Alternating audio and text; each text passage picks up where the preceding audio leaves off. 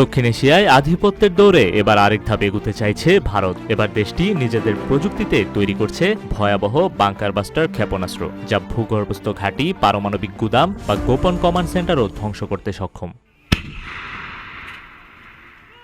এটি কোনো পারমাণবিক ক্ষেপণাস্ত্র নয়, বরং প্রচলিত যুদ্ধাস্ত্র হিসেবে ব্যবহারযোগ্য। কিন্তু এটি ৮০ থেকে ১০০ মিটার গভীর মাটিতে ঢুকে নিখুঁত বিস্ফোরণ ঘটাতে সক্ষম। ভারতের প্রতিরক্ষা গবেষণা সংস্থা ডিআরডিও এটিকে রূপান্তরিত অগ্নি-5 হিসেবেই তৈরি করছে।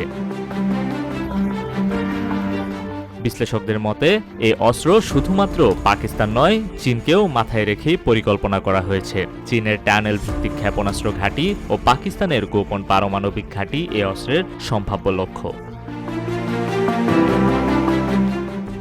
RICL TMX, যুগের পর যুগ স্থাপনা থাকে মজবুত। এই অস্ত্র সাধারণত প্রথম আঘাতের নীতি কৌশলের সাথে যুক্ত, ফলে পাকিস্তানের দৃষ্টিতে এটি সরাসরি হুমকি। ইসলামাবাদের আশঙ্কা, ভারতের এই পদক্ষেপ তাদের পারমাণবিক অস্ত্র সুরক্ষার কাঠামো দুর্বল করে ফেলতে পারে।